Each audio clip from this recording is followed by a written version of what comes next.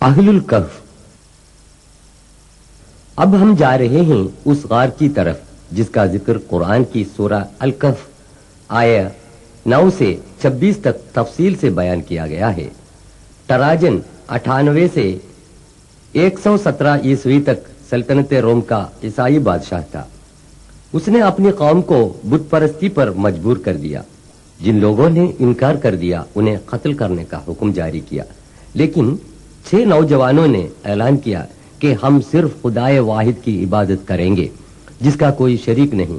یشو کی مورت یا کسی اور بتوں کی پوجا کرنے سے بھی انہوں نے انکار کیا۔ ٹراجن دقیانوس بادشاہ کے ظلم و ستم سے بچ کر یہ 6 نوجوان وہاں سے ہجرت کر گئے۔ راستے میں ایک نوجوان چرواہے نے اسلام قبول کر کے ان لوگوں میں شامل ہو گیا۔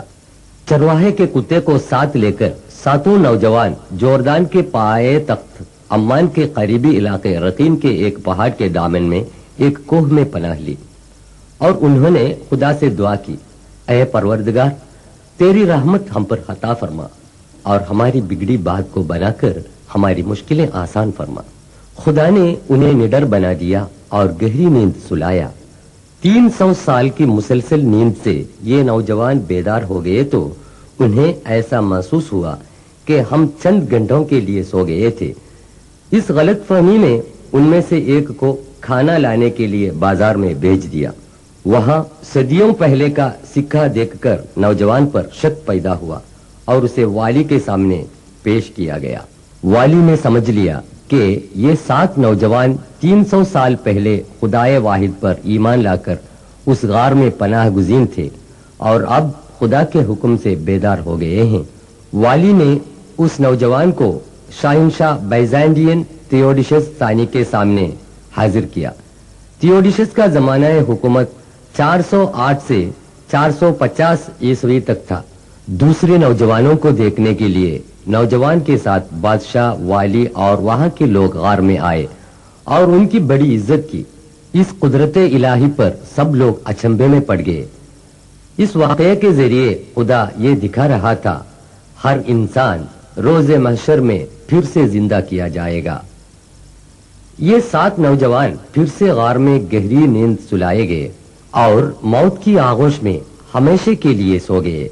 ان کی لاشیں غار میں الگ الگ قبروں میں مدفن تھیں، لیکن بعد میں ایک ہی قبر میں دفن کی گئی۔ آج بھی ان کی ہڈیاں قبر میں محفوظ ہیں۔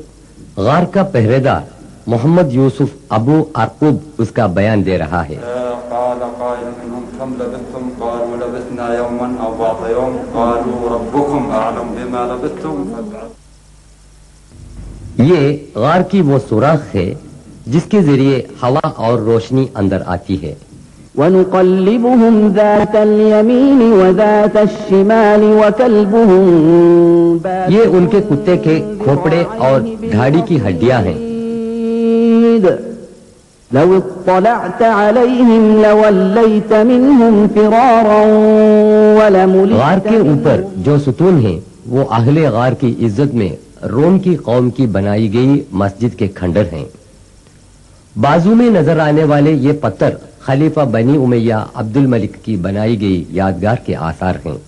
مشہور محقق رفیق وفا الدیجانی کی رہنمائی میں سب سے آخر میں 1963 عیسوی میں غار کی منہ سے مٹی ہٹا دی گئی۔